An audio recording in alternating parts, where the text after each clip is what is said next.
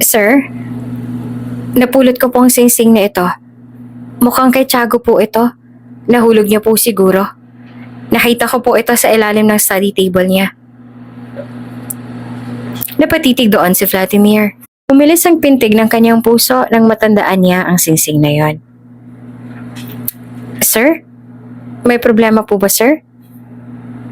Ang singsing na to. Pag-aari ba talaga to ni Tiago? Opo, nakikita ko po siyang laging kinakausap yan bago siya matulog.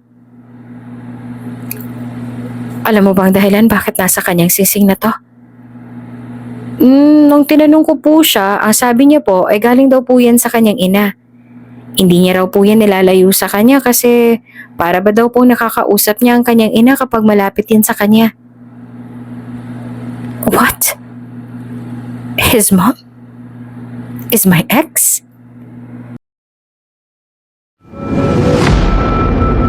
Kung bago ka pa lang sa channel na ito, Ate Jane TV, huwag kalimutang pindutin ang notification bell and subscribe button.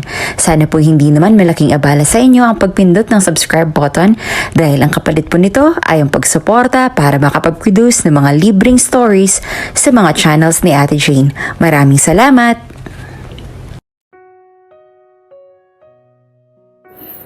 Saan kaya ako makakahanap ng pagkain mamaya? Nagugutom na ako. Tanong ng 8 taong gulang na bata sa hangin habang nakaupo siya sa gilid ng kalsada. Sa tapat ng Jollibee kung saan pinagmasdan niya ang pamilya na masayang pumapasok at lumalabas mula doon. Kitang-kita niya sa mukha ng mga bata na kasama ang kanilang mga magulang ang galak. Isang bagay na hindi na kayang maramdaman ni Tiago dahil sa lahat ng mga nangyayari sa buhay niya kahit pa sa kanyang murang edad. Saan kaya nila itatapon ng sobra sa mga pagkain nila mamaya? Anong oras kaya nila yun itatapon para masundan ko?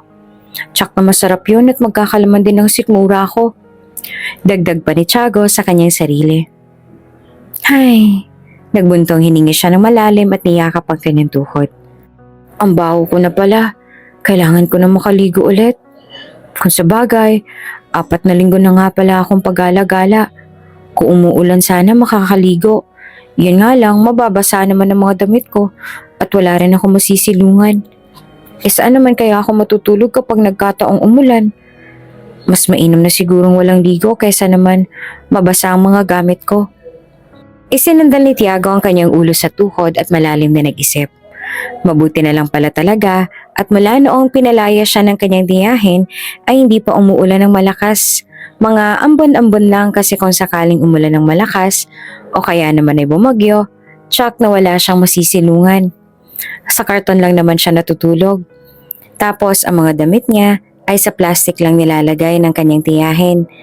Ang ilan sa mga damit niya ay binibenta niya na sa kapwa niya pulube sa tuwing may limo sila para lamang makabili siya ng pagkain. Mahalaga sa kanya ang mga damit niya dahil ang mama niya pa ang bumibili noon para sa kanya. Ang kaso, mas mahalaga rin ang buhay niya dahil kung mamamatay man siya dahil sa gutom, mas lalong hindi niya na ulit makakapiling ang kanyang ina. Sana huwag nang umulan ng malakas. Wala pa ako nahahanap na pwesto na pwede kong matulugan. Sambit muli ni Tiago sa hangin, tsaka napahawak sa kanyang tiyan na kumakalam na. Nagugutom na talaga ako. Ano kayang gagawin ko? Tsak na hindi naman ako papapasukin ng security riyan sa Jollibee kung lalapit man ako para makahingi ng pagkain sa kanila. Pero gutom na talaga ako. Ay, bahala na nga. Saka tumayo siya at nagpa siya na lumapit ulit sa entrance ng Jollibee para magbaka sakali. Baka sa pagkakataong ito ay payagan na siya ng security na pumasok sa loob para kainin ang mga tira-tirang mga pagkain doon o di naman kaya ay may mabuting loob ang magbigay sa kanya ng pagkain. Oh, andito ka na naman? Inisasabi ng security na makita siya nito. Baka po pwede akong pumasok sa loob. Kaunti lang naman po ang tao sa loob tsaka nakita ko marami pong mga tira-tira. Sige na po, nagugutom na po kasi talaga ako eh. Pagmamakaawa niya dito. Hindi nga pwede, 'di ba? Ilang beses ko bang dapat ulitin sa'yo na bawal kang pumasok sa loob? Hindi mo talaga naiintindihan yon? Napatungo na lang si Tiago. Pasensya na po kayo, sir. Nagbabaka sakali lang naman po ako na makakain. Nagugutom na po kasi talaga ako. Hindi ko nakasalanan yon. Umalis ka na ha? Baka mamaya masisanti pa ako sa trabaho ko nang dahil sa'yo. Marahas na pagtataboy nito sa kanya kaya nalulungkot na tumalikod lamang si Tiago. At isang beses na sinulyapan pa ang mga tira-tirang pagkain na nakikita niya mula sa glass wall. Naku naman, anong klase ng mga magulang kaya ang meron ng batang are? Lahing banyaga nga, pinapabayaan naman. Naging sakit tuloy ng ulo namin. Rinig pa ni Tiago na sabi ng security. Tumuloy na lamang si Tiago sa pag-alis. Nakabantay na kasi sa kanya ang guard at ayaw nitong nakaantabay siya sa malapit kasi iniisip nito na may masama siyang balak. Ang pagiging mukhang banyaga niya ang dahilan kung bakit walang naaawa sa kanya. Berde raw kasi ang kulay ng mga mata niya. At kapag gano'n ang kulay ng mata ng isang tao, iniisip ng iba na may gintong kutsara ito sa bibig. Ibig sabihin, iniisip nila na mayaman siya. Kahit pa ang totoo, ay hindi naman talaga. Mabuti na lamang at may nahanap si Tiago sa basura ng panis na chicken pero kinain niya pa rin yon para magkalaman ng kanyang sikmura. Dapat kasi isisi mo sa magulang mo kasi binigyan ka nila ng ganyang mukha. Tingnan mo tuloy, walang naaawa sa'yo.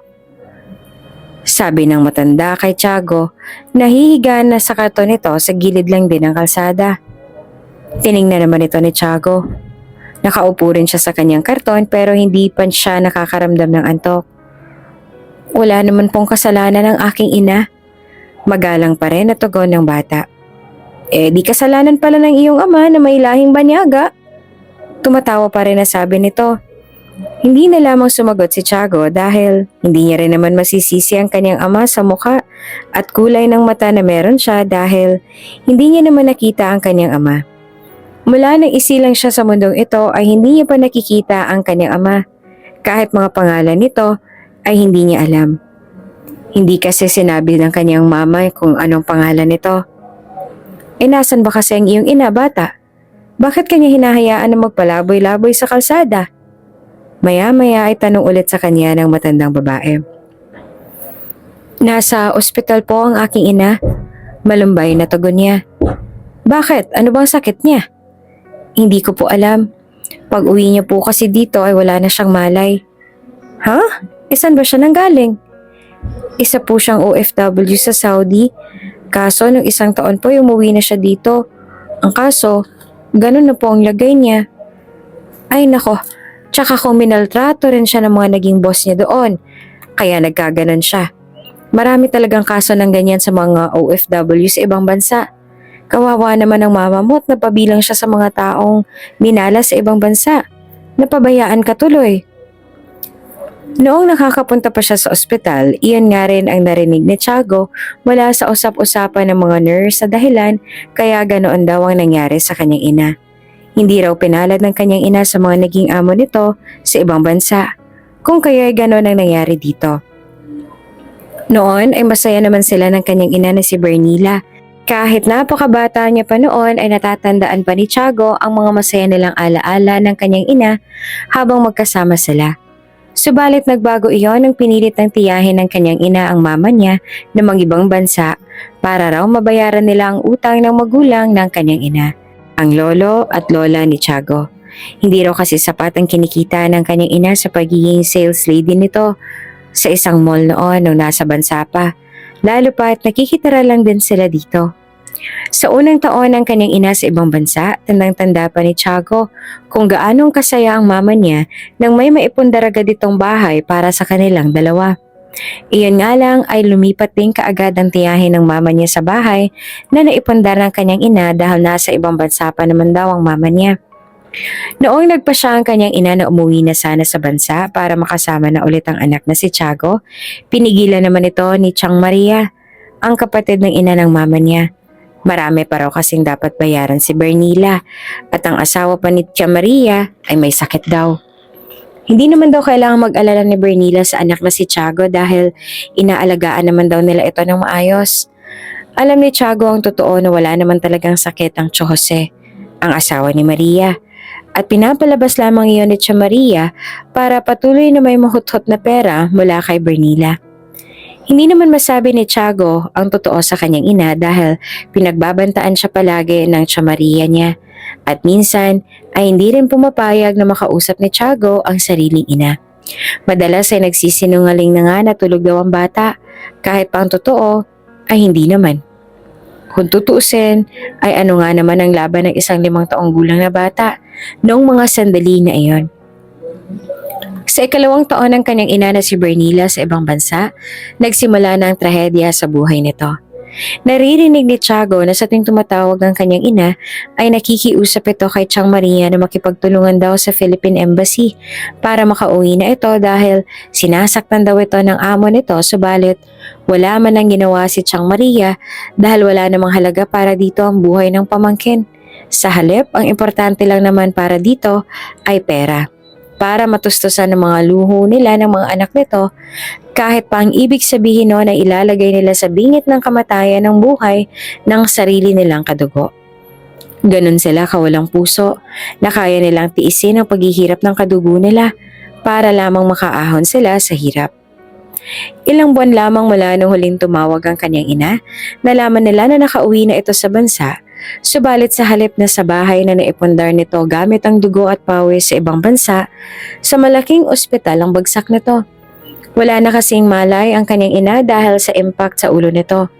Tumalon daw kasi ang kanyang ina mula sa ika-4 na palapag para makatakas lang sa pagmamaltratong amo. At si Tiang Maria at ang pamilya nito, sa halip na magsisi sa mga nangyari, natuwa pa sila dahil ang bahay na pinaghirapan ni Bernila na maipundar ay maaangkin na nila. Isang taon nga lang mula nang bumalik ang kanyang ina, pinalayas na si Tiago ng mga ito mula sa sariling bahay nila ng mama niya. Isang taon na rin kasing comatose ang kanyang ina at ang sabi ng mga doktor, tila wala raw senyales na nakikita na magigising pa ito. Ngunit ang mga tumulong sa kanyang ina ay hindi pa rin sumusuko. Iyon nga lang, hindi siya natulungan ng mga taong tumutulong sa kanyang ina dahil ang pinapalabas ng kanyang tiyahin ay ito na lamang daw ang bahala sa pag-aalaga sa kanya dahil sa piling ng mga ito rin naman daw siya lumaki. Tandang-tanda pa ni Tiago kung paano siya nakipagtalo kay Tiang Marie noong pinalayas na siya nito mula sa sarili nilang bahay. Tandang-tanda niya rin kung ano ang mga masasakit na sinabi nito sa kanya na para bang hindi mo lang ito na-appreciate ang ginagawa ng kanyang ina sa ibang bansa para makatulong sa kanila. Lahat ay tandang-tanda niya pa at tila ba kahit kailan ay hindi niya na yan makakalimutan dahil nakatatak na ang lahat sa kanyang isipan. Maging ang galit ay hindi na rin maalis sa puso ni Tiago sa mga edad na yon. Dapat ay puno lang ng saya at pagmamahal, hindi pagkamuhi. Wala nang pag-asa na magigising pang iyong ina, Tiago. Kaya huwag ka nang umasa na babalik pa siya. Marahas na bulyaw ng tiyahe ng 8 taong gulang ng batang si Tiago na nagnanais sa kamkami ng bahay na pinaghirapan na ipundar ng ina nitong si Bernila na 1 taon nang walang malay sa isang ospital. Paano niyo po nagawang sabihin sa akin kung kayo pong dahilan kaya nangyayari yun kay mama? Kung hindi lang sana kayo nagsinungaling na may sakit si Tio Jose noong gusto niyang umuwi kasi natapos niya ng bayaran ng lahat ng utang nila ni Lolo at Lola. Kung hindi lang sana kayo gumawa ng kwento para maawa sa inyo si mama para lamang masunod niyo ang inyong mga luho at magbuhay mayaman dito. At kung hindi niyo lang sana pinabayaan ng mama ko nung humihingi siya sa inyo ng tulong, hindi po sana nangyari yun sa kanya. Sumbat naman ni Tiago sa kanyang tiyahin. Sa mura nitong edad, ay kitang-kita na ang tapang. Nakahandang ipaglaban ng ina sa sarili nitong mga tiyahin. Ngunit naging makasarili ho kayo, Tiang. Inabuso niyo ang kabaitan ng mama ko. Napakasama ninyo. Kaya paano niyo pong maatim na palayasin ako sa bahay na pinaghirapan ni mama na maipundar?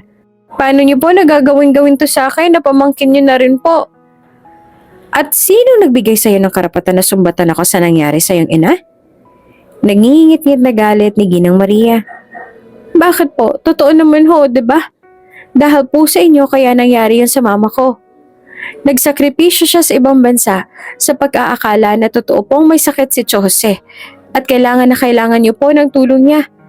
Kasalanan niyo kasi hindi malamang kayo humingi ng tulong nung nakiusap po siya sa inyo na lumapit sa mga kinauukulan.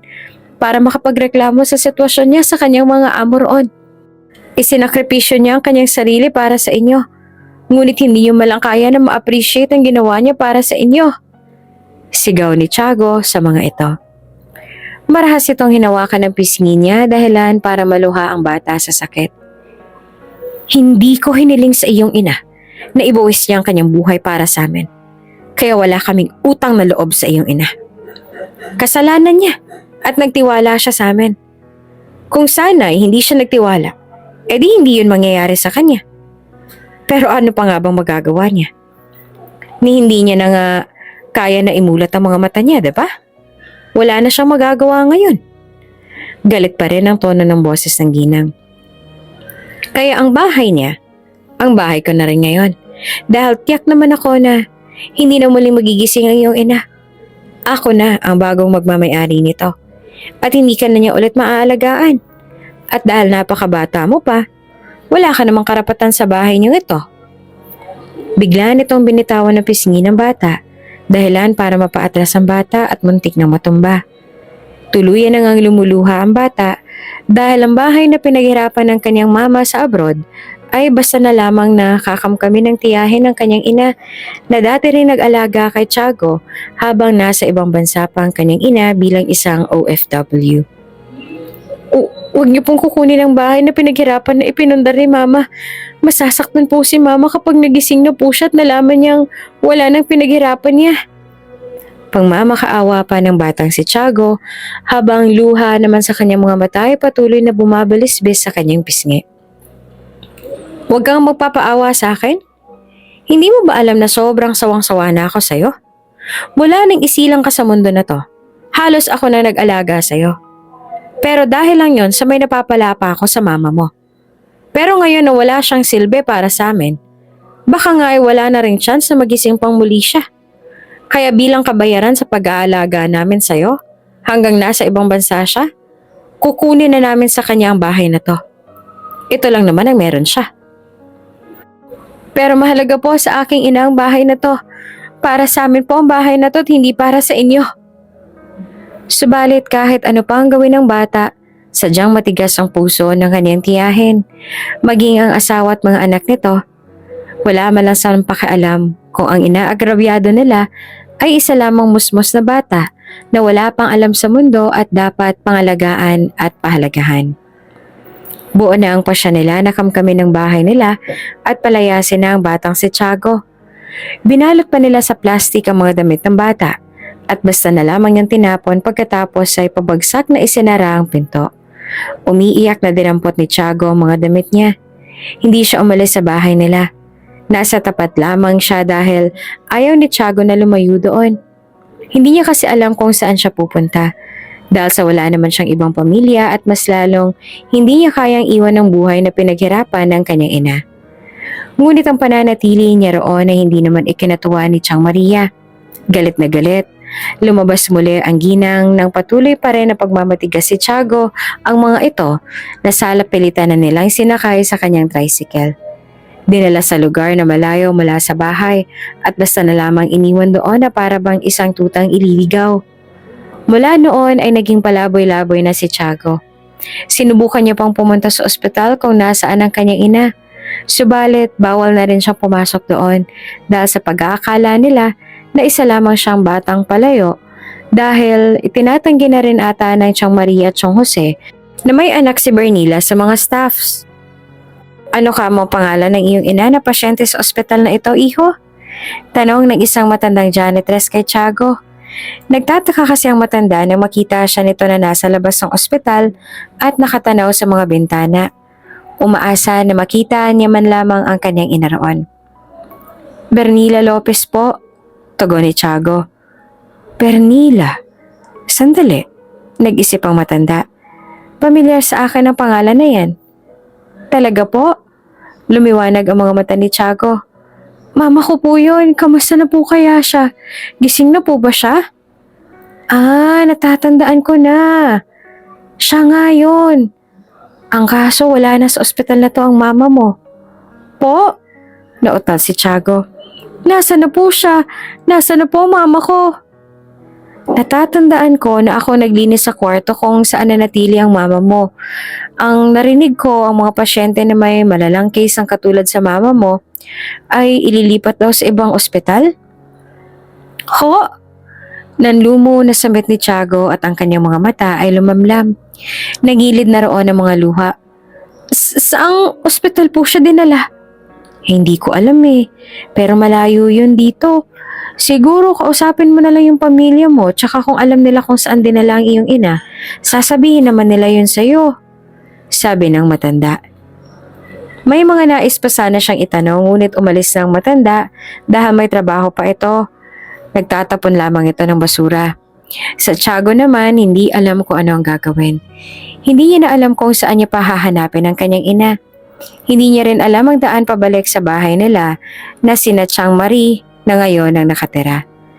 Higit pa roon, kahit malaman niya ang daan pabalik, tsak paaalisin din siya ng mga ito at hindi sasabihin kung ano ang totoo. Umiyak na lamang si Tiago. Nalulumo siya dahil hindi malaman ng bata niyang isip kung paano niya mahahanap ang kanyang ina at kung paano silang magkakasama ulit. Sa murang edad, pakiramdam niya, tila napakalaki ng galit ng mundo sa kanya at unti-unti na siyang pinaparusahan nito. Habang lumuluha, marahang hinawakan ni Tiago ang singsing na iniwan sa kanya ng ina bago ito lumisan upang mangibang bansa at makipagsapalaran sa malayong lugar. Ayon sa kanyang ina, ang singsing na ito ay nagmula pa sa kanyang ama, kaya kahit saan man siya mapunta, lagi niya itong daladala. Sa kanyang murang puso, pakiramdam niya ay nariyan pa rin ang kanyang mga magulang. Lalo na ngayon na ang singsing na ito na lamang ang tanging alaala at kasama niya sa bawat araw. Sa katunayan ay tinatago rin ni Tiago ang singsing na ito. Hindi nga alam ni Chang Maria na may singsing na iniwan sa kanyang ina na si Bernila dahil kapag nalaman nila, tsak nakukunin na naman ito sa kanya ang singsing. Mula naman nung nasa kalsada na siya nahirapan, tinago niya iyong mabuti dahil ayaw niyang nakawin ng ibang palaboy sa kanya. Ngayon, sa pagkawala ng ina at sa kawalang katiyakan ng kanilang muling pagkikita, ang singsing na ito na lamang ang kanyang kakampi at tanging pag-asa. Ang panahon na hinihiling ni Tiago na sana ay wag nang dumating sapagkat wala na siyang masisilungan ay dumating na nga. May pumasok na bagyo sa bansa, dahilan ng malakas na buhos ng ulan at hangin. Ang kawawang bata ay animoy naging basang sisiw habang naghahanap ng maaari niyang silungan at tulugan. Basa ng mga damit ko. Umiiyak na sabi ni Tiago sa sarili habang yakap-yakap niya ang plastic na ang laman ay mga damit niya. Malakas ang buhos ng ulan ngayon.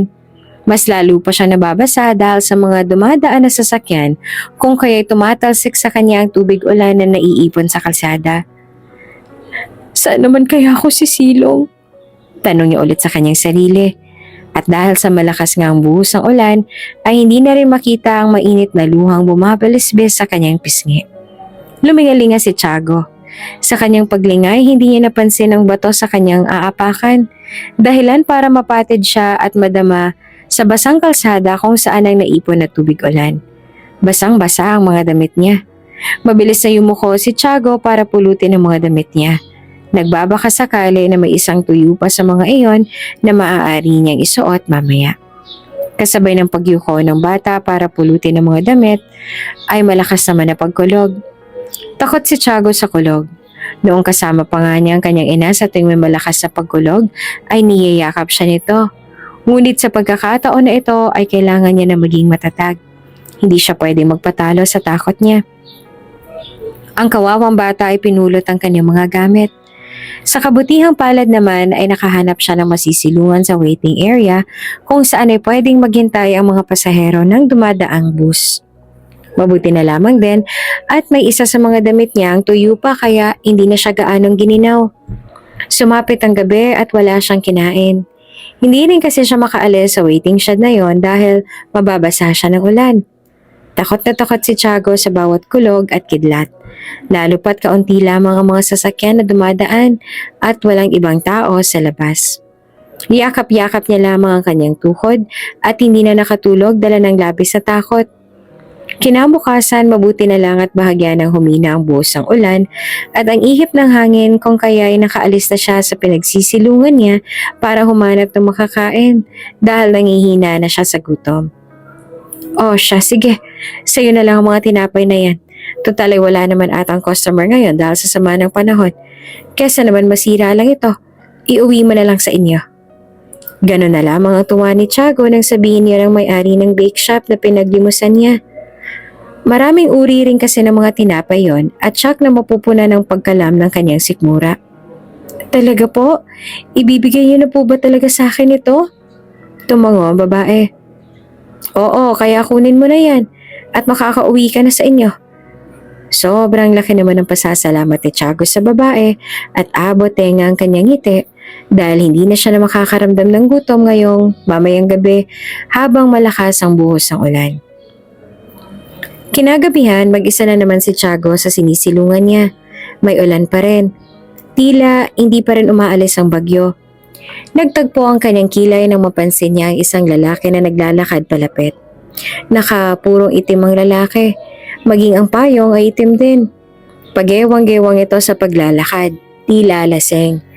Nananatili ang tingin ni Tiago sa lalaki hanggang sa makasilong na rin ito sa waiting shed kasabay ng pagbaba nito ng payong na hawak.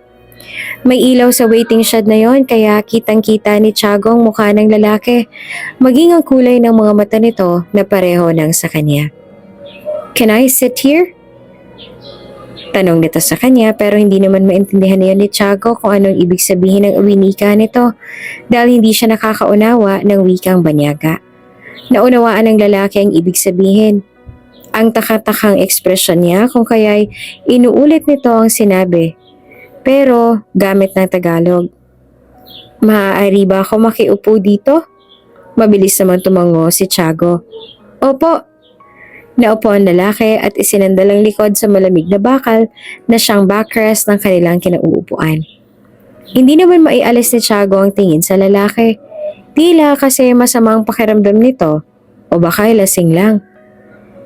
Mister, ayos ka lang po ba? Mahinang tanong ni Tiago sa lalaki na ngayon ay minamasahe na ang sariling sentido. Sinulipan siya nito. Oo, ayos lang ako. Salamat. Sigurado po ba kayo? Tumango naman ito. Yes, ayos lang ako.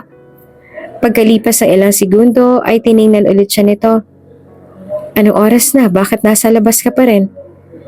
Sa kalsada po ako nakatira. I see. Wala kang magulang? Maya-maya ay nagtanong ulit sa kanyang lalaki. May mama po ako, sagot ni Tiago. Kung gano'n ay nasan siya? Bakit wala siya dito? Hindi ka sana niya pinapabayaan lalo pat may bagyo ngayon. Baka mapano ka pa. Malungkot siya na patungo. Hindi ko po kasi alam kung nasan ngayon ang mama ko. How come? Dinala raw po kasi siya sa malayong lugar kaya hindi ko na po siya makikita at makasama. Ani Tiago sa mababang boses.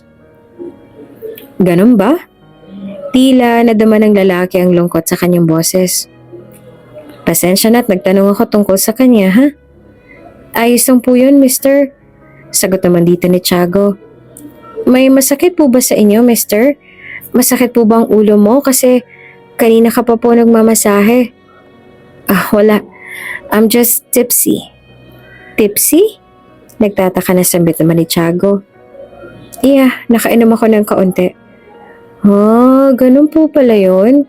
Wika ni Tiago. Dito ka rin po ba sa kalsada matutulog? No, I'm just waiting for my driver. Nadala kasi ng sekretary ko ang susi ng sasakyan na dala ko kanina. So I called my driver to pick me up. Paliwanag ng lalaki. Ganun po ba? Pero malakas po ang ulan ngayon, baka hindi po kayo masundo. Hey, come.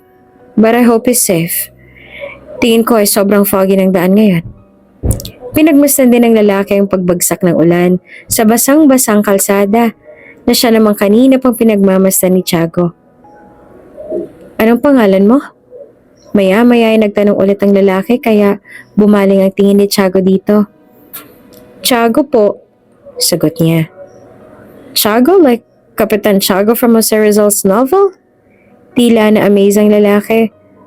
Opo, ang sabi po ng mga tao sa dating lugar kung saan ako nakatira, doon daw po hango ang aking pangalan. Napangiti naman ang lalaki. Well, that's cool. Gusto ko mga nobela ni Jose Rizal. Talaga po? May nabasa ka na ba sa mga nobela niya? Umiling si Tiago. Wala pa po. You should definitely read his novels. Nakangiti pa rin na sabi ng lalaki. Ako nga pala si Vladimir Valcarcel. Ang ganda po ng pangalan mo. Thank you. Napatingin ulit ang lalaki sa harap nang mas lumakas pa ang buhos ng ulan. Palakas na palakas ang buhos ng ulan. Wala ka bang ibang matutuluyan ngayon? Umiling ulit si Tiago. Wala po. Dito na po ako matutulog para hindi po ako mabasa. Nasa baba po ng upuan ng mga gamit ko. I see. Napatango si Vladimir. Kumain ka na ba? Hindi pa po. Kayo po? Kumain ka na po ba? Not yet. Nagugutom ka po ba? May pagkain po ako riyan. Ibinigay po sa akin ng traffic enforcer kanina. Gusto niyo po ba? Alok niya. Hindi pa naman siya gutom at kung sakali man na nagugutom si Vladimir, ay ibibigay niya dito ang pagkain niya dahil masamang malipasan ng gutom. Hindi na, hindi pa naman ako gutom. Sagot ni Vladimir. Okay po. Maya-maya may kinuha si Vladimir mula sa loob ng bulsa ng suit nito, tsaka ibinigay iyon sa batang lalaki. Here. Nagtaka naman na tinanggap iyan ni Tiago. Ano po ito? That's the only food I have in my pocket. It's yours. Tiningnan niya ni Tiago at nang makita kung anong hawak niya, nagningning ang kanyang mga mata sa tuwa. Wow! Chocolate? Do you like chocolates? Nagtataka na ibinalik niya ang kanyang tingin kay Sir Vladimir. Po? Hindi ko po kayo maintindihan. Gusto mo ba ng tsokolate? Pag-uulit naman ito sa wikang Tagalog. Nakangiti namang tumango siya. Opo, paborito ko po ito. Ako rin, palagi ako may tsokolate sa bulso ko. It helps me focus. Napakamat si Tiago sa kanyang ulo. Pasensya na po, mister. Hindi po kasi ako nakakaunawa ng Ingles. It's okay. Saan nito? Ako rin naman. Hindi ako makapagsalita ng tuwid na Tagalog. Nababalaktot pa nga ang dila ko. Banyaga ka po ba? Base pa lamang kasi sa kulay ng mga mata nito ay masasabi niyang may lahi nga itong banyaga. Bahagya naman na napatango si Vladimir. Half British ang aking ama, Spanish-Filipina naman ang aking ina. Namangha si Tiago. Kaya po pala bihasa kayo sa wikang Ingles. Malayo pa po ba dito ang bahay mo? Tanong ulit ni Tiago. Yes, malayo. Pumunta lang ako sa lugar na to for business. Business? Kuryosong sambit niya. Yeah, like negosyo. Mayaman po ba kayo? Hindi naman. Pero sa itsura pa lamang ni Sir Vladimir, masasabi na agad nito na mayaman nga ito. Naging maayos naman po ba ang sinadya niyo po dito? Oo, pero nagkaayaan lang na mag-inom. Ang kaso nadala ng sekretary ko ang susi kaya hindi na ako makapag-drive pa uwi ngayon. Tingin ko po ay paraan po yan ng Diyos para po mailayo po kayo sa aksidente. Lalo na po't masama ang panahon.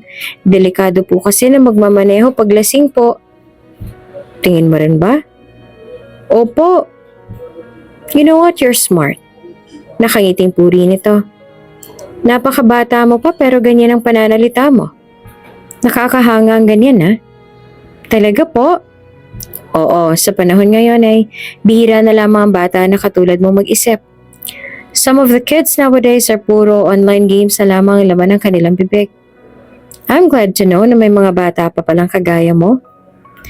Natuwa naman si Tiago sa kanyang mga narinig. Salamat po, mister. Malaking ambag ang pagiging isang mabuting ina sa kanya ng mama niya kahit na nasa malayo ito para lumaki si Tiago ng ganito. Na may malawak na pag-iisip at pag-uunawa sa mga bagay sa mundo. Ilang sandali ay may sasakyan na huminto sa tapat ng waiting shed kung nasaan sila. Isang kulay itim na sasakyan na may maliwanag na headlights. Nariyan na palang sundo ko. Sambit ni Sir Vladimir sabay tumayo na ito.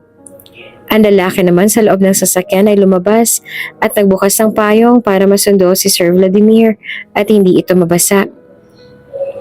Mag-iingat po kayo, mister. Paalam ni Tiago sa lalaki.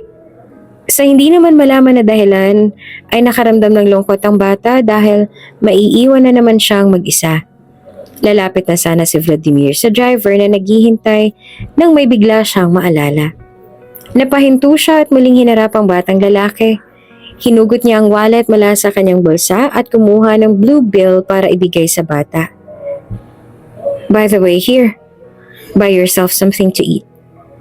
Nabigla naman na tinanggap ni Tiago ang pera at kumikinang sa tuwa ang mga mata na tumingin kay Vladimir.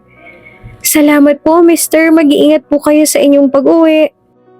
Vladimir Valcarcel is a renowned businessman known for his accomplishments and influence in the business world.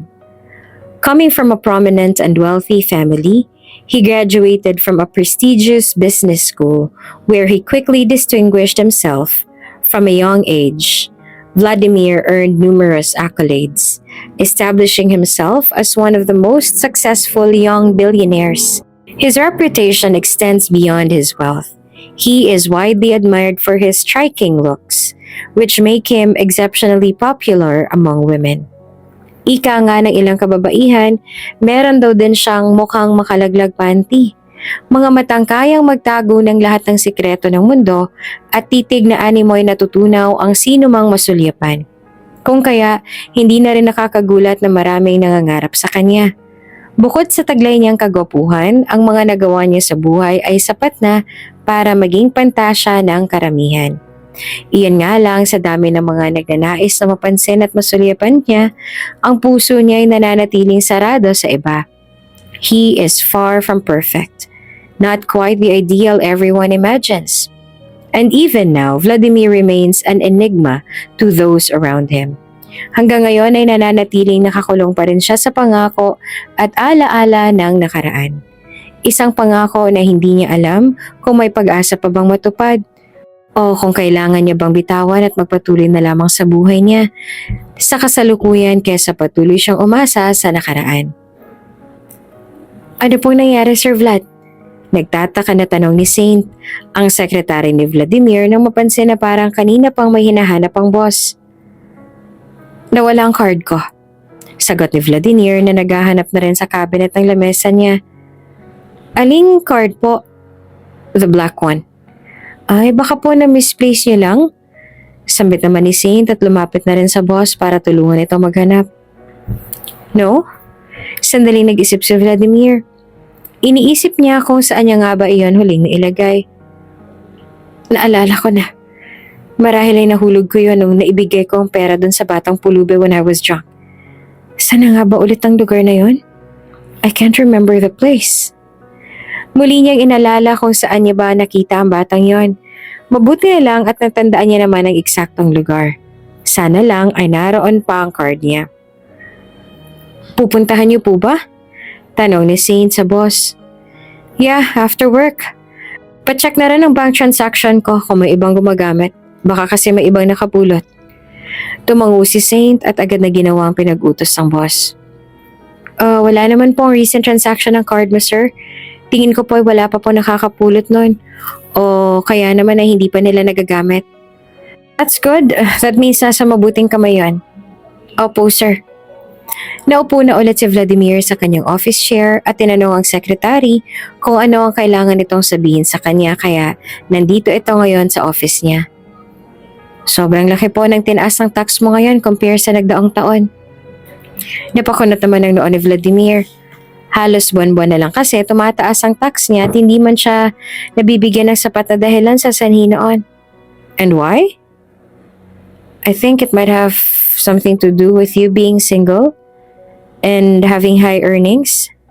I've heard that having a child can reduce your taxes. Is it a bad thing? Tanong ni Vladimir. Kung magpapatuloy po na ganito, opo. They might also seize some of your assets at mabawasan ang yaman mo noon kapag nagkataon. Paliwanag ni Saint.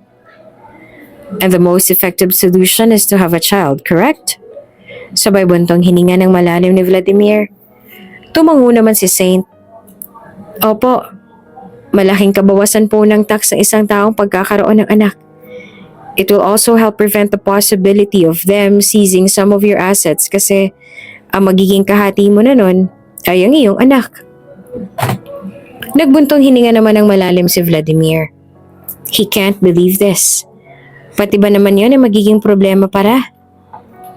But yet I still don't have plans of getting married and having a family. Sambit niya naman. Adoption would be a great option, sir. Suwestyon naman ni Saint. Right. That's the best thing to do. Agad na pagsang-ayon naman ni Vladimir. Hanapan mo agad ako ng bata na pwede kong ampunin.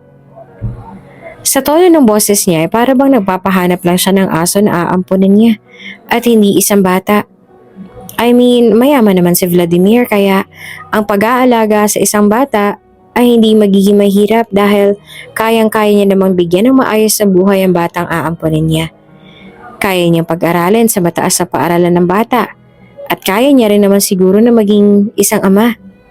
Hindi naman kailangan na siya talagang mag-alaga sa bata na aampunin niya dahil pwedeng-pwede rin naman siyang mag-hire na magiging yaya para sa batang aampunin niya. Kahit si Saint ay nabigla na rin sa sinabi niya. Hindi po ba kayo mismo ang hahanap sa kanya? We can visit an orphanage. No, masyado akong busy. I want someone na pwedeng maging tagapagmana ko kapag tumanda na ako, sabi ni Vladimir. Opo, Sir Vladimir, ang nasabi na lamang ni Saint. Hindi naman makapaniwala si Saint sa boss niya. Kung ano na lang maisip nito ay talagang gagawin. Para bang walang pakialam sa mga maaaring maging consequences at hindi man lamang pinag-isipan ang mga magiging pasya. Sa totoo lamang, minsan napapaisip din si Saint kung ano nga bang tumatakbo sa utak ng boss niya. Matapos ang meeting ay naganda na si Vladimir para puntahan kung saan niya maaaring mahulog ang kanyang black card. Si Saint ay kaagad naman na nagtanong kung may iba pa ba siyang gagawin o kung pupunta ba siya sa lugar para makuha ang card niya. Oops! May break muna! Gusto mo bang ma-shoutout dito sa channel ni Ate Jane? Mag-comment lang ng lesson you learned from the latest story uploaded. Dahil pipili kami ng isang best comment of the day para i-shoutout sa susunod na upload. Kaya huwag kalimutang mag-iwan ng lesson you learned after you watch this video. Maraming salamat! Shoutout po sa ating tagapakinig na si Sally Roldan. Ang sabi niya, bilang isang tao o anak, bago bumitaw ng masamang salita, isipin muna ito ng ilang beses. Kung nakakasakit ba ng damdamin o napahiya mo na sa maraming tao ang iyong nilalait. Bilang isang ina, gagawin ang lahat upang maging maganda ang kinabukasan ng anak. Dapat ang magulang, mahalin at alagaan. Iparamdam sa kanila kung gaano mo sila kamahal dahil hindi natin alam kung kailan sila kukunin ng Panginoon. Maraming salamat po sa pakikinig. Hanggang sa muli. Papunta na ako ngayon. Come with me. Baka makita natin na batang palaboy doon, sabi ni Vladimir. Okay, sir. At agad na nga na nag-asikaso si Saint para maayos ang mga gamit nito. Si Vladimir na ang nag-drive ng sasakyan papunta sa kung saan niya nakilala ang batang si Tiago dahil siya ang may alam sa papunta doon. Pagparada niya pa lamang ng kanyang kotse sa gilid ng kalsada malapit sa waiting shed, ay nakita niya na kaagad ang batang si Tiago na napatayo pa mula sa pagkakaupo sa bakal na bench nang makita ang sasakyan. Mister! Masayang tawag nito sa kanya nang makita na siya. Makakaway-kaway pa ang bata at kitang-kita kung gaanong natuwa na makita siyang muli. Kahit si Vladimir ay nahawa rin sa pagngiti ng batang lalaki. Naglakad si Vladimir palapit sa bata habang si Saint naman na animoy may nakitang multo, animoy wala sa sarili na sumunod sa boss. Mabuti naman po at nagbalik kayo. Noong isang araw pa po ako naghihintay sa iyo sabi naman ni Tiago. Nang tuluyan na siya nakalapit, may dungis pang mukha nito at ang brown na buhok ay magulo. Para bang hindi naliligo nakapagsuklay. May kahabaan na rin yon. Para bang ilang buwan nang hindi nakakapagpagupit. Bakit mo naman ako hinihintay? Tanong ni Vladimir kay Tiago. Sandali lang po. Lumapit ang bata sa upuan tsaka yumuko para makuha ang plastic na naglalaman ng mga damit nito at may kung anong kinuha doon. Paglapit nito sa kanya, pinakita nito ang hawak na card. Ang black card niyang nawawala. Nahulog niyo po ito nung nagbigay po kayo sa akin ng pambili ko po ng pagkain. Oh, it's my card. Kinuha niya mula sa maliit nitong kamay ang itim na card. Salamat at itinabi mo. Ngumiti naman sa kanya si Tiago. Walang anuman po, sir. Ngayon nga na mas maliwanag na, kitang-kita niya na ang kulay ng mga mata nito na pareho ng kulay ng kanyang mata. Berde at ang mga ngiti nito ay abot hanggang sa mata. Kinuhanan ni Vladimir ang wallet mula sa loob ng kanyang bulsa at inilagay doon ang itim na card. Hindi ka ba umaalis dito mula nung napulot mo ang card na to para hintayin ako? Tanong niya sa bata. Tumango naman si Tiago. Opo, baka po kasi dumaan kayo tapos wala po ko. Hindi ko po maisasauli sa inyo. Napakunot noon naman si Vladimir nang dahil doon. Paano ka hahanap ng pagkain kung andito ka lang? Nagkasya naman po ang binigay mo po sa akin noon. Malaking halaga na rin po kasi yun. Sa katunayan, may sobra po po sa ibinigay mo. May ngiti naman sa mga labi nito. Is that so? Nakakunot pa rin ang noo ni Vladimir. Sa pagkakatanda niya kasi ay hindi naman malaki ang halaga na ibinigay niya sa bata. 1,000 lang ang halaga na ibinigay niya dito kaya paano nga ba nito nagawa na pagkasyahin ang pera na yon sa loob ng 2 araw? Samantalang napakamahal na ng mga bilihin sa panahon ngayon. Ganoon pa man, kumuha na lamang ulit si Vladimir ng pera sa wallet niya. 3,000 na ang hinugot niya para ibigay kay Tiago na ipinagtaka naman ito. Para saan po yan, mister? Para sa'yo. Nagtataka na tinanggap nito ang pera at nabatitig pa roon ng ilang segundo, saka nag-alangan ng mga mata na tumingin ulit sa kanya. Pero hindi po ba masyadong malaki na pong halaga na to? Ayos lang. Pasasalamat ko na rin yan sa pagtago ng card ko. Mahalaga kasi sa akin yon. Hindi ko po ito matatanggap, mister. Sabay ibabalik na ulit sa kanya ang pera. Masyado pong malaki ang halaga. Baka po ay kailangan nyo rin po ng pera. No, kunin mo na para may pambili ka ng pagkain mo. Ani naman ni Vladimir. Puno na rin ang pag-aalinlangan ng bata. Sigurado po ba kayo? Oo, bata. Sumingit na si Saint. Sigurado ang boss ko. Kunin mo na yan. Barya lang naman yan sa kanya eh. Saint, huwag mong sabihin yan sa bata. Saway pa ni Vladimir dahil para sa kanya, ang dating ng ganong salita ay pagyayabang na. Sorry sir. Sabi nito sa kamay at saka kinausap ulit ang bata. Pero sige na bata, may nakita akong Jollibee doon kanina. Pwede ka rin kumain mamaya. Tumango si Tiago. Maraming salamat po dito sir. You're welcome. Ngumiti si Vladimir habang si Saint naman ay amazed na amazed pa rin. Salamat din sa pagtago ng card ko. Kailangan na naming umalis. Hindi na rin sila nagtagal doon dahil may ibang trabaho pa siyang kailangang tapusin sa kanyang opisina. Mabait ang batang yun ano, sir? Sabi ni Saint na siya ang nagdadrive ngayon. Yes, at matalino rin siya. Hindi ko nga alam kung bakit pinapabayaan ng mama niya. Napasulyap sa kanya si Saint. May mama pa pala siya? Yeah? Iyon ang sinabi niya sa akin but I didn't ask him any further. Mukha kasing sensitive topic yan para sa kanya. Kawawa naman pala siya kung pinabayaan na siya ng mama niya. Sambit ni Saint. Malaking pagkakahawig sa'yo ng batang yun, sir. Si Vladimir naman ang napabaling kay Saint. Really? Opo. Kung hindi ko nga alam na wala ka pang asawa at anak na naghahanap ka lang na maaampon, nako, iisipin ko na anak mo ang batang yun dahil kamukhang kamukha mo siya. Oh, siguro dahil magkasing kulay ang mga mata namin. Sambit ni Vladimir. Siguro nga po. Maganda po ang mga mata ng batang yon. Matingkad din po at puno ng mga emosyon. Dapat ma-discover yun ng mga talent agencies para hindi na siya magpalaboy-laboy sa lansangan. Nakakaawa eh. Napakabata pa naman. Tumango naman si Vladimir bilang pagsang-ayon. Right. Sa totoo lang, parang niya nga rin nakita ang kanyang sarili sa batang yon. Siguro dahil base sa mga natatandaan ni Vladimir nung bata pa siya, masigla rin siya at punong-puno ng buhay. Hindi naman kasi siya lumaki sa bahay. Ayon kasi sa kanyang ina ay nagkahiwalay ito at ang kanyang ina pagkasilang pa lamang sa kanya. Kaya namuhay sila ng payak ng kanyang ina hanggang sa tumuntong siya sa edad na 18. Kung kaya noong bata pa siya ay laman din siya ng lansangan at doon siya naglalaro. Naputo lang iniisip na Vladimir nang biglang tumunog ang cellphone niya. Nang makita ng amang tumatawag ay nagbuntong hininga siya ng malalim at sinagot na iyon. Yes, Dad? Bungad ni Vladimir. Where are you? Ang malalim na tinig ng kanyang ama sa kabilang linya. Binalikan ko ang card ko. Why? Nasa office mo kami ng mommy mo. Napakanot-noo siya. Bakit kayo nariyan? Kasama namin si Yvette. Nagpasalamat si Vladimir sa kanyang isip na wala siya sa opisina nang marinig ang sinabi ng kanyang ama. Why? Para sana magkasama kayo. Alam mo na.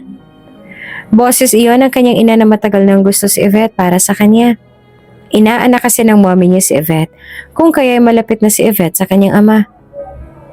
Hindi na po ako babalik sa office ngayon, may ibang lakad pa ako. Pagsisinungaling ni Vladimir kahit pa ang plano naman niya talaga ay bumalik sa office niya. Really? Tila nalulumbay na sambit ng ina.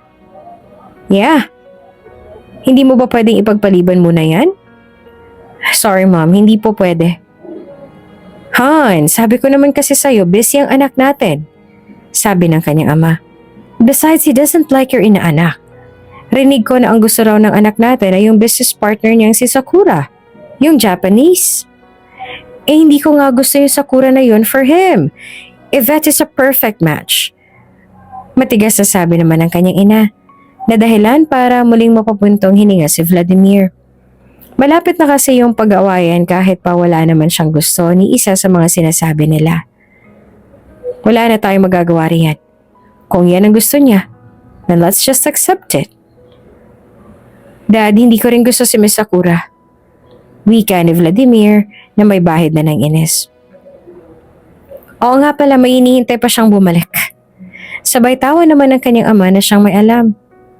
Ang mabuti pa hayaan na lang natin siya. He said he's busy. Napairap na ibinaba ni Vladimir ang tawag at decided nang wag nang bumalik sa opisina niya para hindi na siya magulo ng kanyang mga magulang. Mabuti na lang pala at umalis tayo sa kumpanya. Sabi ni Vladimir na may bahid pa rin ang inis sa tono nito. Bakit? Dumating yung magulang ko. Kasama nila si Yvette. Natatawa na sinulyapan siya ni Saint. Yung babae na gusto ni ma'am para sa'yo? Yeah? Hulaan ko. Andun din si Miss Sakura, no?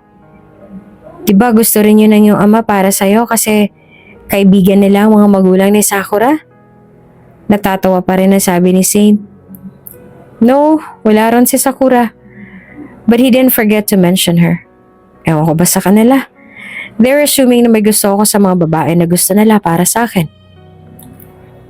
Mabuti na palang wala ka ron, sir. Kung hindi, wala ka sanang kawala sa kanila. You're right. Pagsang-ayon naman niya. Blessing in disguise din pala na nahulog mo ang card mo. Sabay tawa pa ni Saint. Gabing-gabi na yon at ilang araw na rin ang lumipas mula nung makita niya ulit si Tiago para makuha ang black card niya. Nang may balita siyang napanood. Uso raw ngayon ng mga masasamang tao na nang mumules siya ng mga bata. Kahit pa mapabatang lalaki sa balita, ang edad lang na naging biktima ay 8 taong gulang na batang lalaki. Ang mga masasamang loob talaga sa panahon ngayon, wala nang pinapalampas kahit pa ang mga bata ang kanilang maging biktima. Bigla na lamang nagulantang si Vladimir nang sumagi sa isip niya si Tiago at kung ano maaaring mangyari dito ngayon na may mga masasamang loob na taong pakalat-kalat kung saang-saang panig ng mundo. Masyadong mapanganib ang buhay sa kalsada, lalo na sa isang musmos na bata na wala pang kalaban-laban. Sa hindi malaman na dahilan ay nakaramdam ng takot si Vladimir para sa batang iyon. Bumangon ang pag-aalala sa kanyang dibdib. Hindi mawari ni Vladimir kung bakit niya nararamdaman ito. Hindi maganda ang kutob niya. Kaya namalaya na lamang ni Vladimir ang kanyang sarili na kinuha niya na ang susi ng kanyang sasakyan para puntahan si Tiago. Mahigit 1 oras siyang nag-drive dahil sa may kalayuan niyon mula sa bahay niya. Pagdating ni Vladimir sa may waiting shed ay hindi niya nakita ang bata. Pinarada niya ang kanyang sasakyan sa tabi at agad din siyang lumabas. Lumapit si Vladimir sa waiting shed at nakita na naroon pa naman ang mga gamit ni Tiago. Nasaan naman kaya ang batang yon sa mga oras na to? Hindi pa ba matutulog ang batang yon? O baka naghahanap pa rin ito ng makakain? Hindi pa rin maalis sa isip ni Vladimir ang kakaibang kutob niya. Bumalik siya sa kanyang sasakyan para ilibot ang lugar at hanapin ang bata. Mabagal lamang ang takbo ng sasakyan niya, hanggang sa may nakita siyang isang batang lalaki na tumatakbo sa madilim na sidewalk. Lumilingon pa ito sa likod nito na para bang may tinatakbuhan. Lumingon din si Vladimir para makita kung sino sumusunod sa batang tumatakbo. Nakita niya ang isang lalaki na mabilis din ang takbo. Sinunod ni Vladimir ang instinct niya at pinarada niya sa gilid ang sasakyan niya. Paglabas niya pa lamang ay narinig niya na kaagad ang boses ng batang lalaki na sumisigaw ng tulong. Tulong! Tulungan niyo po ako! Takot na takot ang boses ng lalaki. Tumakbo rin si Vladimir para maabutan niya si Tiago. Nahawakan niya ito sa braso at nang makita na siya lamang humawak sa braso nito, makikita ang relief sa mukha ng bata na para bang sinasabi ng mga mata nitong ligtas na ito. Ano nangyari sa'yo? Bakit ka tumatakbo at sumisigaw? May nangyari ba? Tanong niya sa bata. Yung lalaki po, hinahabol niyo po ako. Sumbong dito habang nakaturo sa lalaki. Bakit? May ginawa ka bang hindi maganda sa kanya kaya kanya hinahabol? Umiling ulit si Tiago. Hindi po, pero may masama po siyang balak na gawin sa akin kasi magandang bata raw po ako. Ito na nga bang kinakatakutan ni Vladimir? May masamang loob ang nagbabalak na gumawa ng kamolesyahan sa isang musmos na bata. Nagtagis ang panga ni Vladimir dahil sa galit na biglang umakyat sa ulo niya. Itinago niya sa likod niya si Tiago at sinabi na doon lang ito. Palapit na ang lalaki at ramdam na ni Vlad ang takot ni Tiago. At sino ka naman? Matapang na tanong ng lalaki nang tuluyan na itong makalapit. Ikaw, sino ka? At bakit mo sinusundan ng bata? Matapang na tanong niya rito. Ako ang kanyang ama. Makulit ang batang yan kaya gusto ko na siyang iuwi. Pagsisinungaling ng lalaki. Hindi po totoo yun, mister. Hindi ko po siya ama. Wala po akong ama. Takot na takot at mahinang sabi ni Tiago. Do you think you can fool me, a-hole? Marahas sa tanong ni Vladimir. Ako ang ama ng batang to. Nakita ang sindak sa mga mata ng lalaki. Ano? Talagang may masama ka pang balak na gawin sa anak ko, ha? Are you one of those na uhaw na kahit kawawa at walang kamuwang-muwang na bata ay pagbabalakan mo pa rin na gawa ng masama? Para lang mailabas ang init ng katawan mo? Ngumisi ang lalaki na para bang isang demonyo. Ano bang pakialam mo? Ang mabuti pa ibigay mo na sa akin ng batang yan. Sigurado naman ako na hindi ikaw ang ama niyan eh. Palaboy lamang ang batang yan. At ikaw mukha ka mayaman. Kaya huwag kang makialam din. Kung ayaw mo masaktan ka. Naramdaman naman ni Vladimir na kumapit sa damit niya si Tiago. Natatakot na baka ibigay niyang mga ito sa lalaki. Hindi ko siya ibibigay sa'yo. Ang mabuti pa umalis ka na before I call the police or do something terrible to you. Pagbabanta niya dito. Tinatakot mo ba ako? Puno ng sarkasmo ang tinig ng lalaki na para bang nanguuyam ito. Tingnan natin kung sino bang tinatakot mo. Sa itsura mong yan, mukhang hindi mo kayang lumaban. Talagang nakipaglaban pa ang lalaki sa kanya. Sinubukan nito na paulanan siya ng suntok. Mabuti na lamang at nakaiwas siya at natalo niya ito. Nabugbog niya ang lalaki at noong hindi na ito makapaglaban ay tumawag na siya ng pulis. Hindi naman hinayaan ni Vladimir na mahawakan ng lalaki ang kahit saang parte ng katawan ni Tiago. Ikulong yung lalaking yan. May masama siyang balak na gawin sa batang to. Marahas sabi ni Vladimir sa mga pulis na dumating. Ano pong kasalanan niyo, sir? Plano niya pa sanang molestyahin ng bata. Kung hindi lamang nakatakbo ang bata, baka kung ano nang ginawa niya sa bata. Just to satisfy his twisted desires. Sinama pa sila ng mga pulisya sa presinto para makuha ang statement nila sa nangyari.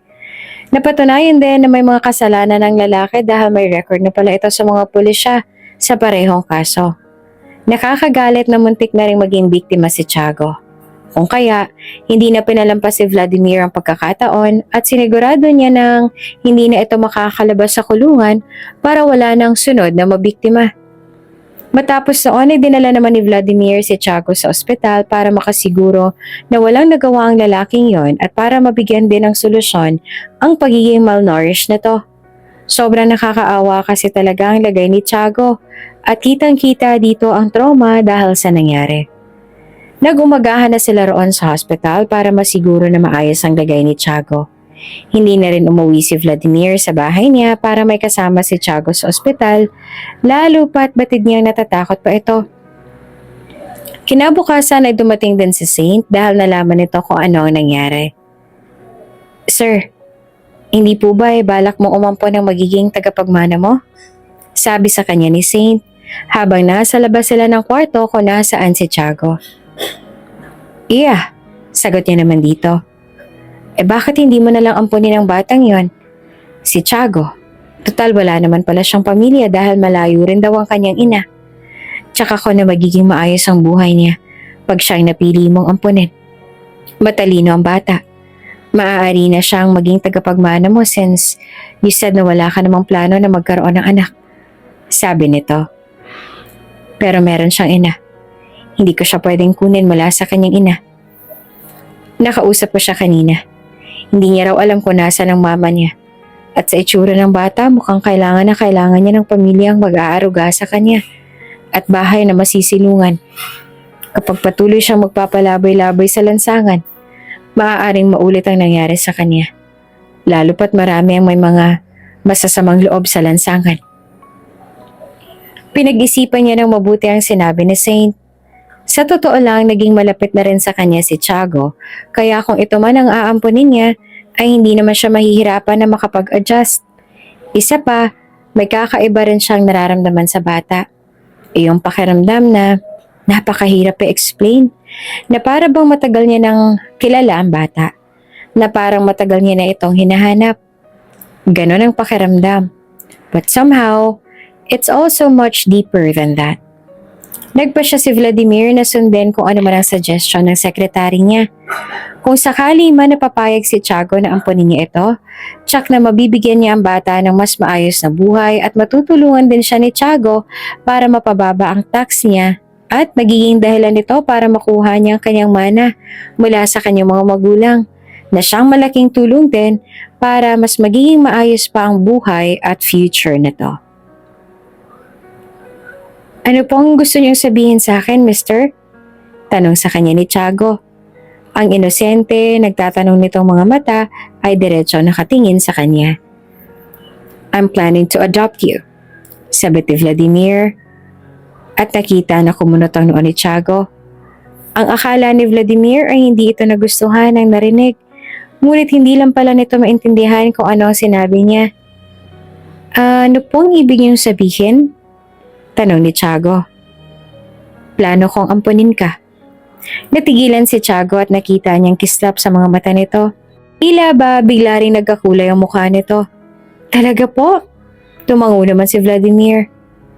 Yes, wala akong anak kaya nagpa siya akong ampunin ka para hindi ka na sa lansangan manirahan. Pag-aaralin din kita. Iyon kung gusto mo. Opo. Masayang sumagot naman si Tiago na ikinangiti naman ni Vladimir. Gusto ko rin po na ampunin mo po ako. That's good. Sasabihin ko na agad ang sekretary ko na ayusin agad ang lahat ng mga kailangang ayusin para maging legal na ang pag-ampun ko sa'yo at maging anak na kita. Maraming salamat po. Kitang-kita pa rin ang galak sa mga mata ni Tiago at ang mga ngiti rin nito ay palaki ng palaki. Ano pong pangalan ng magiging mama ko? Mama? Opo, wala po ba kayong asawa? Sabay pumilig ang ulo nito sa pagtataka. No, wala pa sa ngayon. Hinihintay ko pang bumalik ang babaeng pinangakuan ko ng kasal. Which will be your mom. Kaya habang wala pa siya, sabay nating hintayin at ipagdasal na bumalik at magpakita na siya sa akin para maging isang buong pamilya na tayo. Opo, ipagdarasal ko po na bumalik na po siya. Pero biglang napuno ng pag-aalanlangan ng mga mata nito na ipinagtaka naman niya. Pwede niyo rin po ba akong tulungan na mahanap ang mama ko? Oo naman, tutulungan kitang mahanap siya. Sa sobrang tuwa ni Tiago, humiling ito na mayakap siya na pinagbigyan naman niya. Sa puso ni Vladimir, masaya siya sa naging pasya niya na ampunin si Tiago. Inaakala niya noong una ay hindi magugustuhan na maging isang ama, subalit nagkamali lang siya dahil masaya at masarap din pala yon sa pakiramdam. But he struggled to show it. Siguro dahil hindi niya pa alam kung ano ang mga dapat na gawin para maging isang mabuting ama, kung kaya'y nahihirapan siyang ipakita kung ano ang kanyang tunay na nararamdaman. Naging madali lamang ang proseso ng pag-ampon ni Vladimir kay Tiago dahil may abogado naman siya nag-asikaso noon. Nang malaman ng mga magulang niya na nag-ampon na siya, ay natuwa rin sila para sa kanya. Ngayon nga na legal niya ng ampon si Tiago, ibig sabihin nun ay siya na ang ama nito. Isa na siyang ganap na ama. Bagay na hindi niya inaasahan na mangyayari habang hindi pa bumabalik ang babaeng matagal niya nang hinihintay na bumalik sa buhay niya. Daddy, tingnan mo po, naka-perfect score po ko. Masayang ipinakita ni Tiago sa kanyang amang nakuha niyang score sa ibinigay sa kanya na test ng kanyang tutor. Sa sunod pa kasi na linggo ang start ng klase ni Tiago sa kanyang bagong paaralan at habang wala pa yon, nag-hire muna si Vladimir ng tutor para mas lalo pang mahasa ang anak dahil sa edad nito ay hirap pa itong magbasa at magsulat.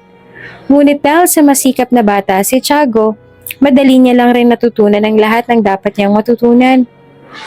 Daddy? Tawag muli ni Tiago sa ama na abala lamang sa laptop nito at tila ba hindi naririnig ang sinasabi ng anak.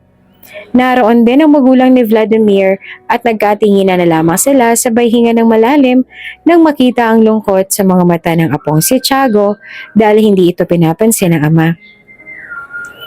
Dad, ano yun anak? Tanong ni Vladimir sa mababang tono habang ang mga mata ay nananatiling nasa laptop nito.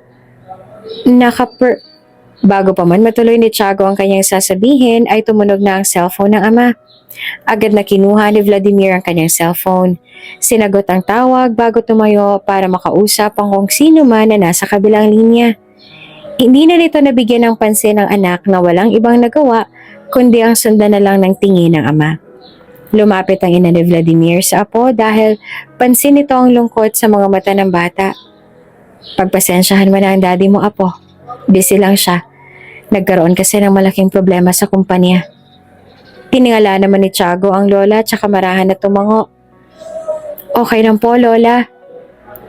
Sa sumunod pang mga araw ay palagi nang naging abala si Vladimir sa trabaho nito.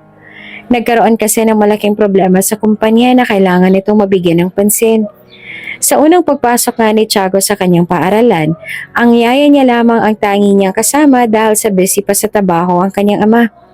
Bagaman nalulungkot si Tiago dahil inaasahan niya na ang ama niyang maghahatid sa kanya sa unang araw sa pagpasok sa eskwela, nauunawaan niya naman na mas mahalaga ang trabaho ng kanyang ama. Daddy, hindi ka po ba matutulog? Tanong ni Tiago sa ama, dahil kahit paggabing-gabi na ay nagtatrabaho pa rin ito. Sandali na nag-angat ng ulo si Vladimir sa anak at nagtanong, bakit gising ka pa, Tiago? Hindi ba't paaga pa ang pasok mo bukas? Dapat ay natutulog ka na ngayon. Hindi po kasi ako makatulog. And why? Natatakot ka ba sa kwarto mo? Umiling si Tiago at lumapit sa ama. Wala naman po, sadyang hindi lang po ako dinadalaw ng antok. Dapat ay maaga ka matulog para hindi ka inaantok sa klase. Sambit ni Vladimir bago tumayo mula sa pagkakaupo niya sa silya ng hapagkainan para ipagtimpla ng gatas ang anak. Habang nagtitimpla si Vladimir, naupo naman si Tiago. Hindi ka pa po ba matutulog, Daddy? Nilingon ni Vladimir ang anak. Hindi pa. May mahalaga pa akong kailangan tapusin. Matapos yung matimpla ang gatas ay lumapit na ulit siya sa anak at inilapag ang gatas sa harap nito. Inumin mo na yan. Pagkatapos ay matulog ka na. Hinawakan ni Tiago ang baso ng gatas gamit ang dalawang kamay at uminom. Si Vladimir naman ay muling naupo sa silya at binalik ang buong focus sa trabaho. Daddy, maya-maya ay tawag ulit ni Tiago sa ama. Kailan po natin hahanapin ang mama ko? Nag-angat ng tingin si Vladimir sa anak. Oo nga pala. Nangako nga pala siya dito na hahanapin nila ang kanyang ina. Ngunit hindi rin naman nila inaasahan ng problema na dumating sa kumpanya. Pag natapos na ang problema, I promise hahanapin natin ang mama mo. Pangako ni Vladimir. Subalit ang problema sa kumpanya ay mas lalo pang lumala. Sigurado si Vladimir na ang lahat ng ito ay kinagagawa ng kalaban sa kumpanya. Kailangan ni Vladimir na mabigyan ng solusyon ng problema na iyon bago pa mang tumuyong lumala ang magiging sanhe para malugi ng milyon-milyones ng kanilang kumpanya. Daddy, aalis ka na po ba? Nalulungkot na tugon ni Tiago sa ama nang makita niya na may nakahanda itong maleta para umalis. Yeah, I'm sorry. Dumuko ang si Vladimir para mapantayan ang tangkad ng anak. Nakitang-kita naman ang lungkot sa berdeng mga mata nito. Inabot niya rin ang ulo nito. Kailangan kong pumunta ng Russia. Saan po yon, Daddy? Malayo po ba yun dito? Oo, sa ibang bansa yun. Po? Napuno naman ng takot ang mga mata nito. Bakit? Mangingibang bansa rin po kayo? Napakunot ang noon ni Vladimir dahil sa itsura ng anak. Para bang takot na takot ito. What's wrong, anak? Nag-aalala naman na tanong ni Vladimir. Huwag po kayong umalis, Daddy. Mahigpit na hinawakan ni Tiago ang kamay niya kaya nagtataka na tinignan ni Vladimir ang kanyang anak na parang nanginginig na at daman niya rin ang panlalamig nito. Maging si Saint ay nagtataka rin sa naging reaksyon ng anak ng boss. Anong problema, Tiago? May hindi ka ba magandang nararamdaman kaya ayaw mo na umalis ako? Natatakot po ako. Baka po matulad ka po sa mama ko. Baka po kung ano rin po masamang gawin nila sa'yo, baka saktan ka rin po nila. Huwag ka mag-alala. Walang masamang mangyayari sa akin doon. Sabi ni Vladimir sa mababang tono. Reresolbahin ko lang ang problema sa ating kumpanya. Babalik din agad ako. Kapag naayos ang problema sa kumpanya natin, babalik rin ako agad at hahanapin na natin ang mama mo, okay? Puno pa rin ang pag-aalinlangan ang mga mata ni Tiago. Pero Daddy, may luha pa rin na pumatak mula sa mga mata nito. Kaya binuhat na ni Vladimir ang anak na agad naman na yumakap sa kanya at para bang ayaw na rin itong lumayo. Shh! Don't cry. Mahinahon na sambit niya habang hinahagod ang likod ng anak. Pangako, walang masamang mangyayari sa akin. Huwag ka mag-aalala, okay? Ayaw pa rin ni Tiago na bumitaw sa kanya. Kung hindi lang ito kinuha ng yaya nito, hindi ito lalayo sa kanya. Yaya, pakialagaan ng maayos ang anak ko. Make sure na makakakain siya sa tamang oras at maagang matutulog. Don't forget his vitamins, okay?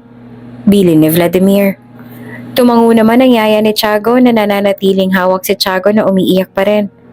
Okay po, Sir Vladimir. Nagpaalam na ulit si Vladimir sa anak. Hinalikan niya po muna ang noon nito bago tuluyan ng umalis.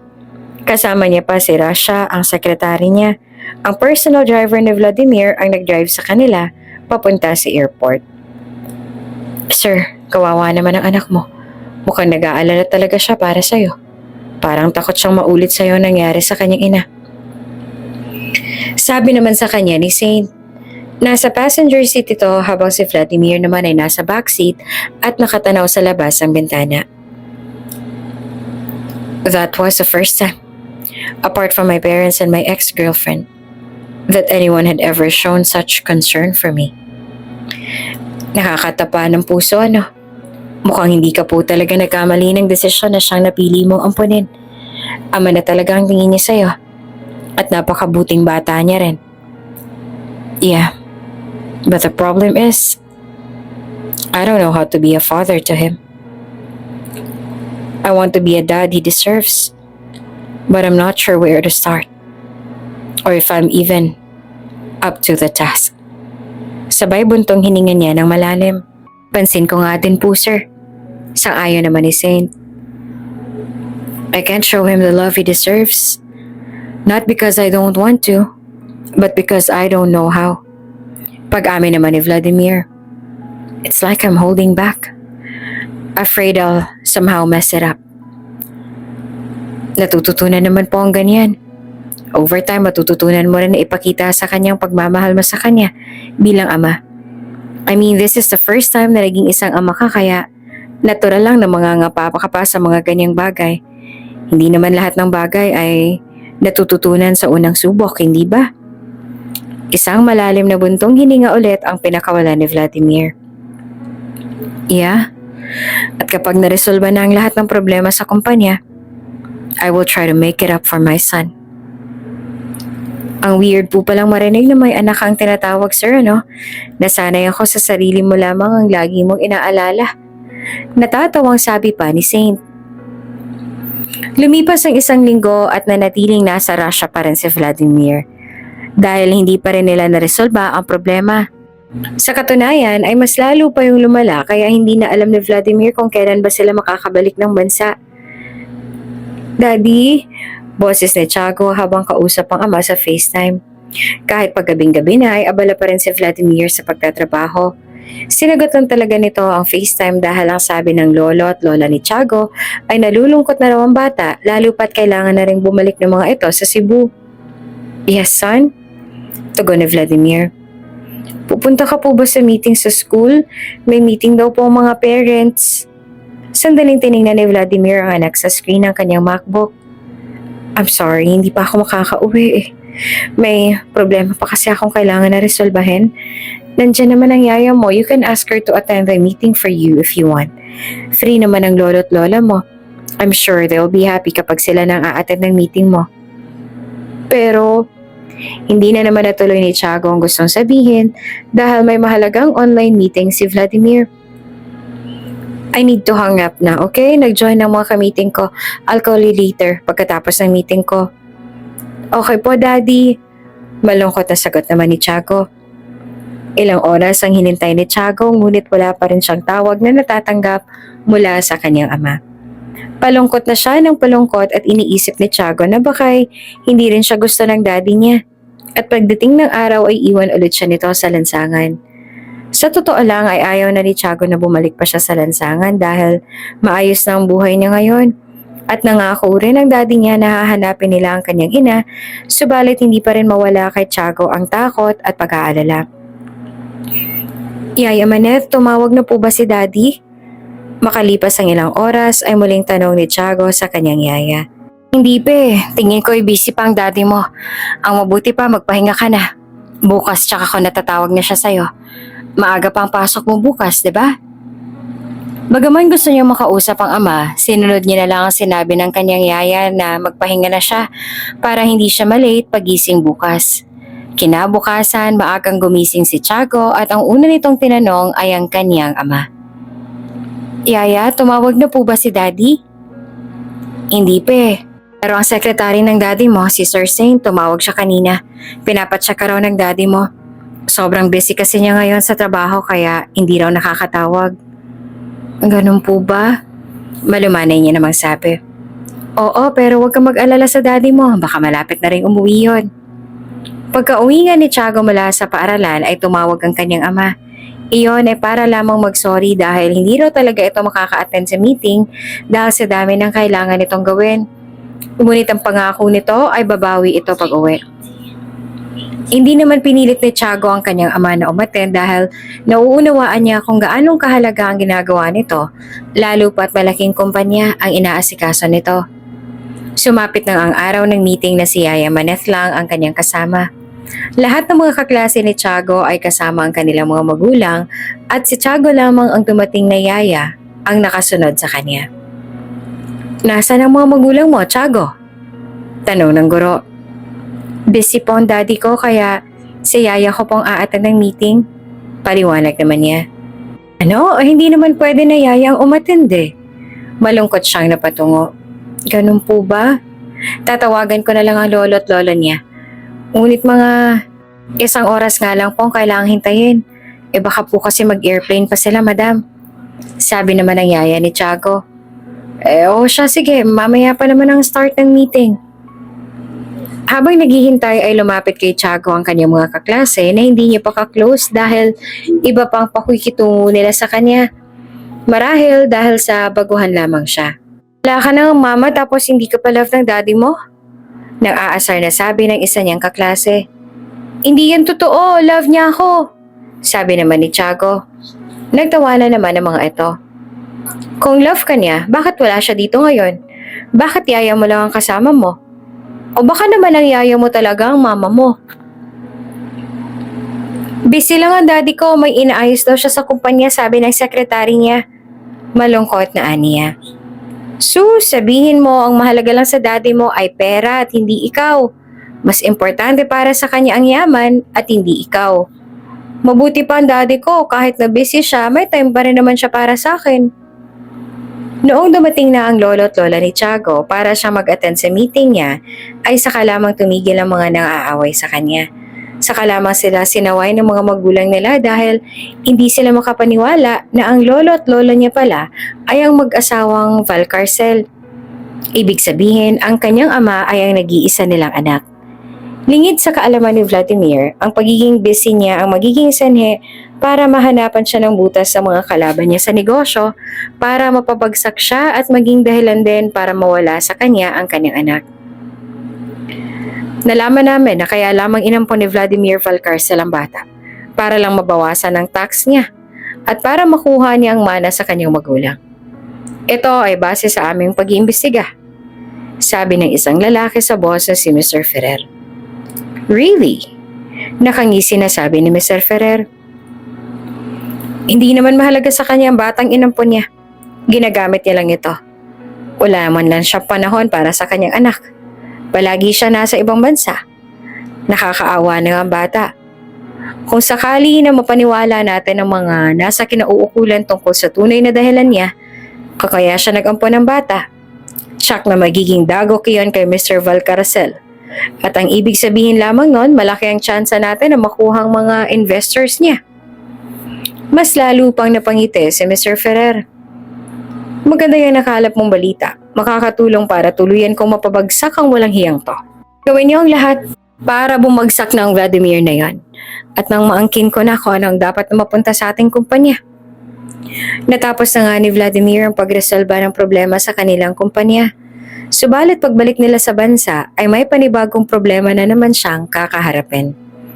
Nalaman na nga ng pinakaunang dahilan niya kaya nag-ampon siya ay para sa kabawasan ng tax at makuha niya ang mana. At first ay yun naman talagang dahilan niya. Ngunit naglaon, nagbago naman dahil minahal niya na ang bata. Para bang anak na ang turing niya kay Tiago. Noong kinuha kay Vladimir ng DSWD si Tiago, wala silang nagawa.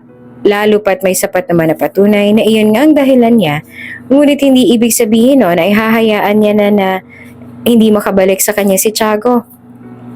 At ngayon nga, babalik na sa kanya si Tiago. Isang gabi lang itong nilayo sa bahay niya at hindi naman pumayag si Vladimir na magtagal pa kung kaya'y ginamit niya ang kanyang koneksyon para mabawi ang kanyang anak. Si Vladimir na ang nag-offer na maglinis sa kwarto ni Tiago para sa pag-uwi ng anak niya mamaya.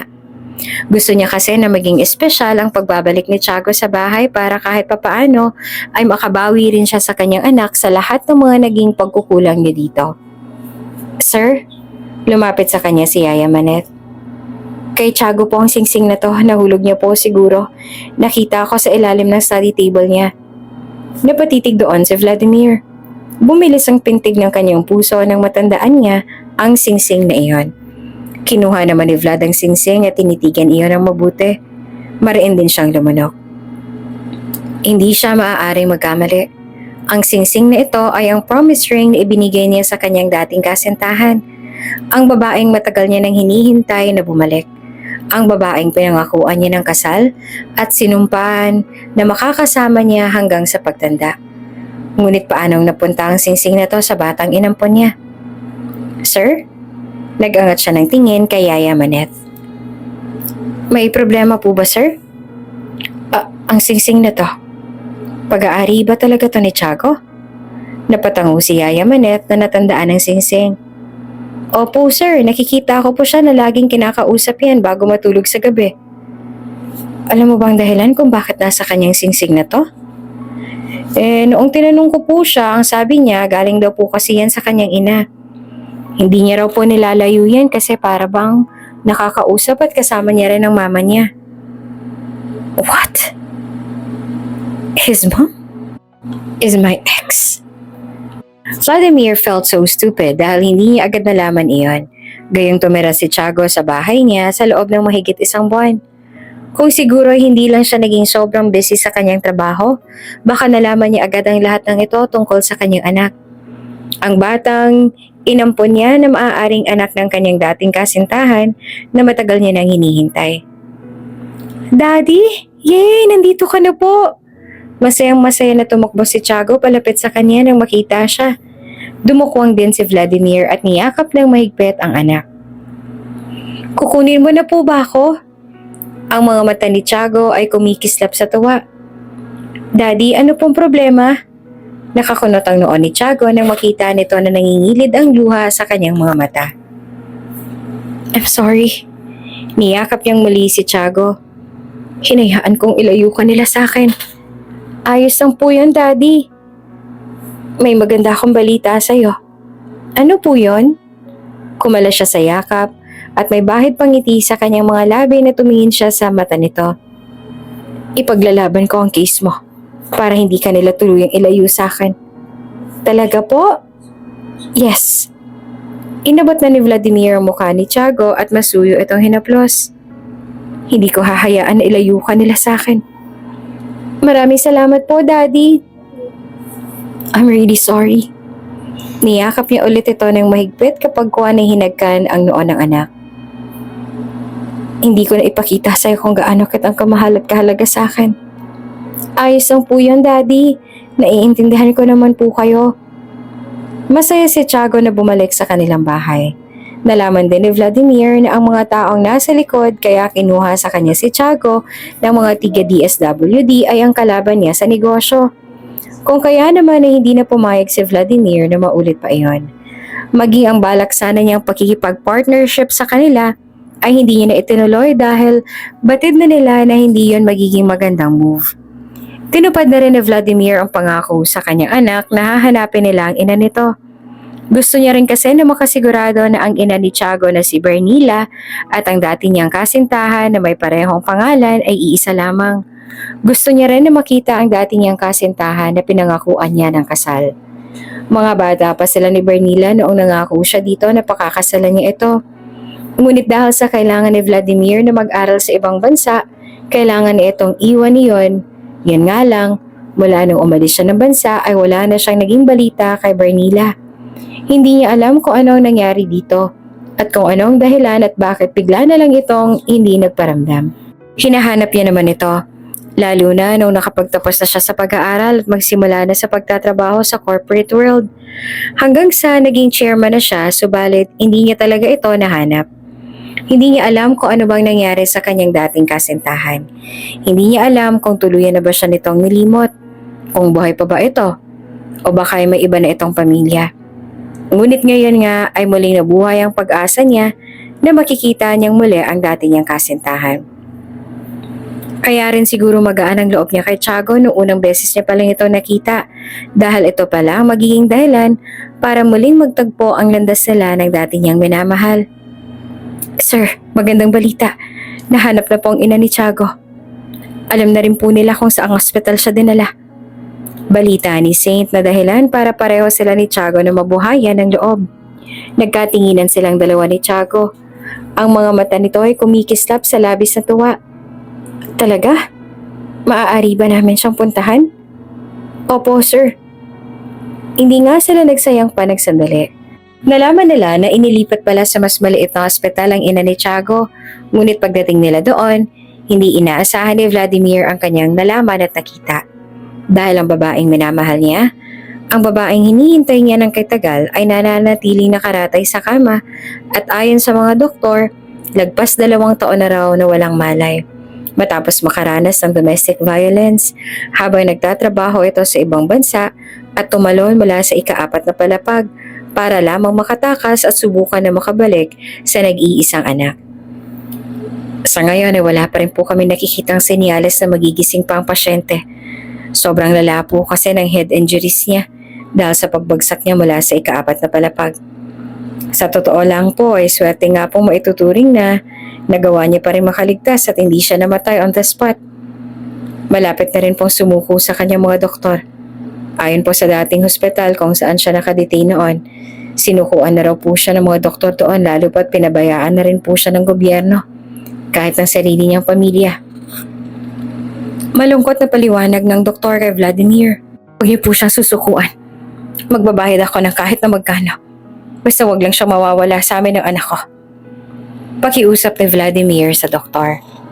Sa tingin ni Vladimir ay kailangan na mas matutukan ang lagay ni Bernila at maaari lang mangyari iyon kung maililipat ito sa mas malaking ospital kung kaya'y kaagad din niyang pinaasikaso ang pagpapalipat kay Bernila sa mas malaking hospital at sinettle niya rin ang lahat ng mga bayarin. Kilala niyo po bang ina ni Tiago, sir? Nagtataka naman na tanong ni Saint sa kanya. Yeah, she is my ex-girlfriend. Talaga po? Nagulat na sabi naman ni Saint. Siya po yung matagal niyo nang hinahanap? Ang babaeng sinasabi mong pakakasalan mo? Tumango siya. Yes, siya nga.